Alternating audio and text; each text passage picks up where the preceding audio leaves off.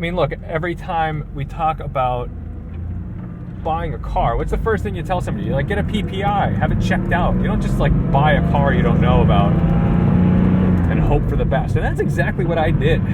Well, today we're not going to do a car review. Is that okay? We good with that? We're going to take the 911 out for a little drive. We'll talk about why this is definitely the riskiest purchase I've ever made. And just to be a decent human being, when this garage door is open, we always put these covers over the mouse traps because the birds come in and they like some of the same stuff the mice do, so they'll come in and get killed on those. So if you don't want to kill the birds, don't expose them to the traps. But all right, let's jump in. If you're interested in learning more about this car, I'm not really going to go over it like a normal review. We're just going to talk about the buying experience and why I bought this car. But if you want to know more about it, there's other videos that you can search on the channel. And if you're new, thank you. Welcome. Ooh, I need fuel. Oh, it starts right up. This thing's fantastic. Tell ya, I can leave this thing for an entire winter. Put it on a trickle charger. It starts just like that every time. Every single time. God, I got lucky with this car. Backing out of this is a little stressful.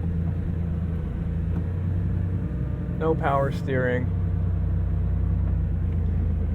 Always good to check your surroundings before you pop out of here, though. God, I tell you, I've come a long way with my family as far as driving on lawns is concerned. If I was a kid, no way would I be allowed to keep anything in that garage, but luckily he's cool enough to let me drive across the lawn a few times a year. There we go. God, there's a lot of pollen on everything. I don't know if you can see that. It's brutal. It's really brutal. Jesus. All right, I need to go wipe this windshield down.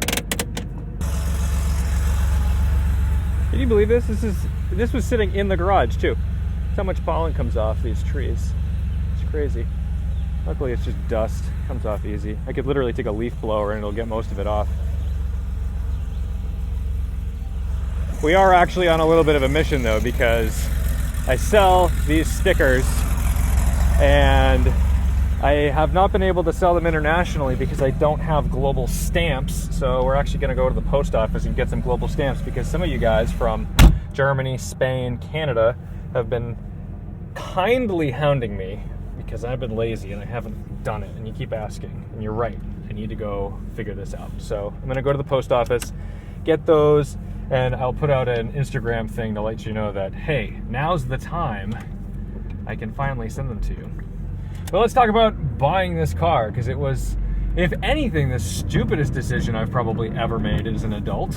Because, I mean, look, every time we talk about buying a car, what's the first thing you tell somebody? You get a PPI, have it checked out. You don't just buy a car you don't know about and hope for the best. And that's exactly what I did. Jesus Christ. When I bought this car, I wasn't looking for one. I always liked them, but I wasn't hunting around for an air-cooled 911. In fact, what happened was, and I'm not going to give you a whole sob story, but my best friend died about 5 years ago, and at the time I was traveling a lot. I was all over the world because I was working in the garment industry, so wherever your clothes, the tags say made in, that's where I'd be. So I happened to be in Hong Kong, and I got the phone call from my friend Dylan to let me know that they had just found him. They had found him dead. He hanged himself in his closet. And I was devastated. I mean, it tore me to pieces. So I did what any rational person would do. I got the hell home. I got on an airplane. I went to the funeral. I spoke at the funeral. My friends consoled me. And I had dealt with death before. Death wasn't unfamiliar to me, but death that close, not really. It was somebody I talked to every single day. It was somebody that I confided in. It was somebody that confided in me. So it wasn't like losing a grandparent. It wasn't like losing a neighbor or a kid in your high school wraps his car around a tree, but maybe you didn't know him that well. Those are sad things, but they don't necessarily tear your life apart. You just kind of empathetically put yourself in other people's shoes and goes, wow, man, that must suck. And you feel things, but this was different. This was like I was losing it, man. I I'm not a religious person. I'm not really even a spiritual person, and here I am, like, searching through messages, like I'm gonna find the answers to why he did it and bring him back. And it was irrational. I was going through very clearly, like, the stages of grief. So I think it was only a couple of days after he died. It's after the funeral. I'm sitting at a bar. I don't drink anymore, but I'll tell you, booze is a hell of a coping mechanism. I don't recommend it. So I'm sitting at this bar in Alston, middle of the day, having a chicken Caesar salad, as I would, drinking a beer, and I'm nearly in tears. Like, I was like crying every day, nearly in tears at this bar. The bartender's talking to me, and I'm on Craigslist looking at cars, because that was like a hobby of mine. The same way that people look at Bring a Trailer today, I'd look at Craigslist constantly.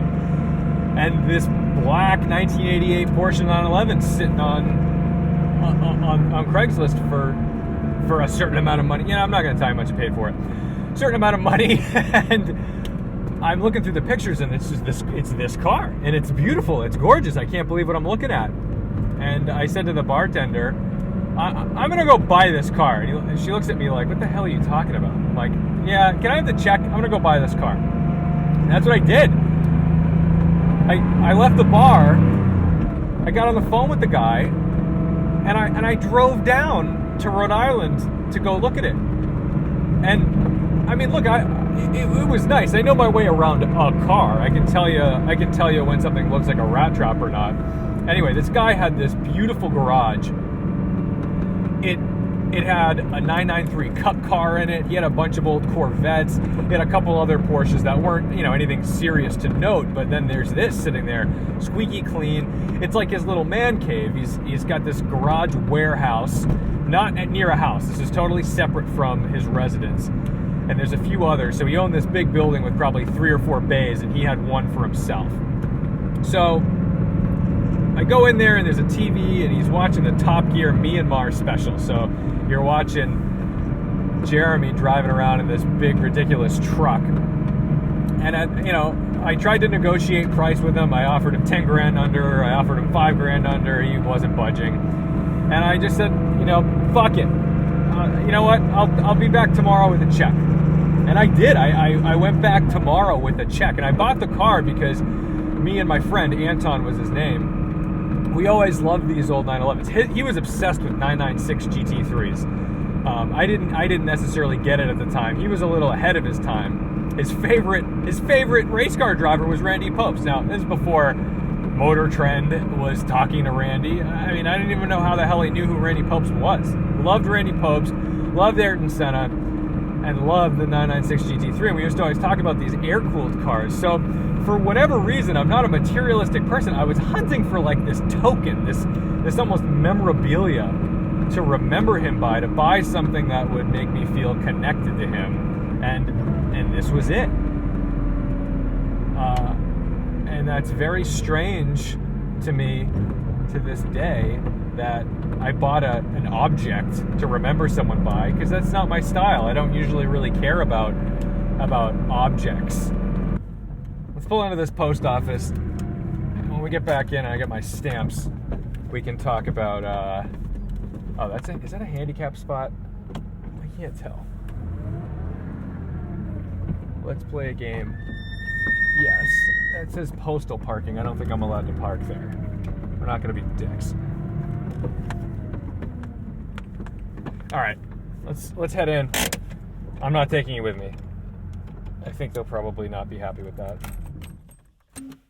Just kidding. I forgot my mask. We got to go back.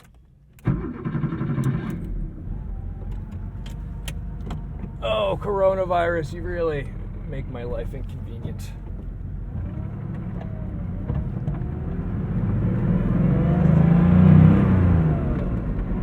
So anyway, I buy this car, and I'm terrified to have anybody look at it, because now I've already bought it, right? I've bought this car that I don't really know anything about. It's driving well. It starts up, it drives. But I mean, look, you go and buy an old Ferrari, I don't think you really know its health just because you drove it home. So I was terrified to have anyone look at it, and it took me a few months to even let anyone look at it. I think it was like 3 or 4 months after I bought it, I brought it down to Jake at Wild Motorsport. I was still nervous because I was afraid he was going to look at the car and just jaw drop and say, "What did you do?"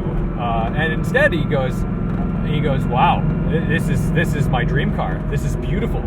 And people just started kind of putting themselves on the list of, when you want to sell it, give me a call.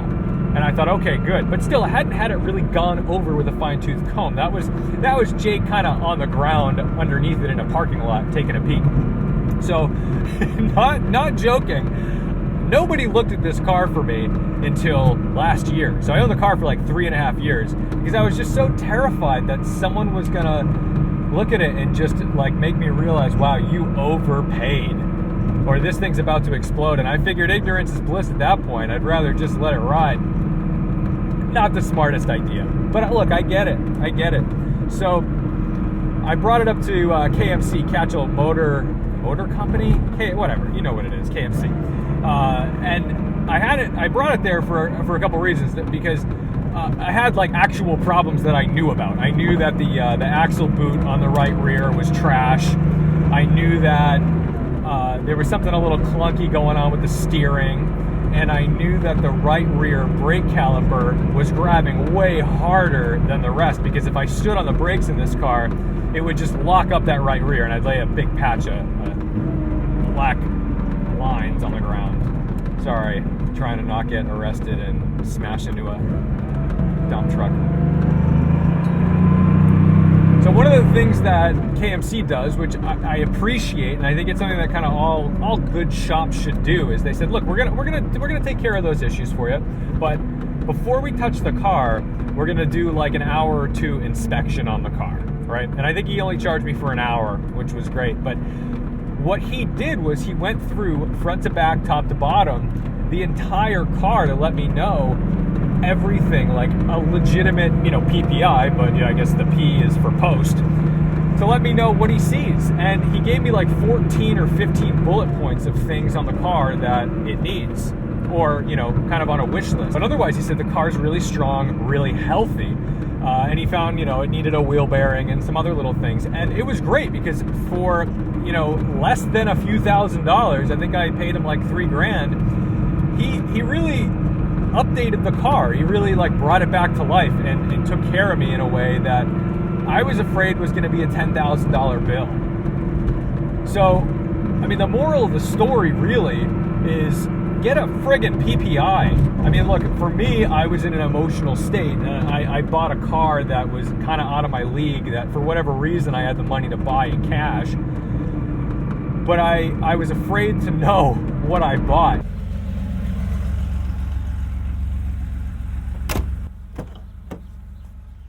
There we go. Mask up, boys. And girl, probably one.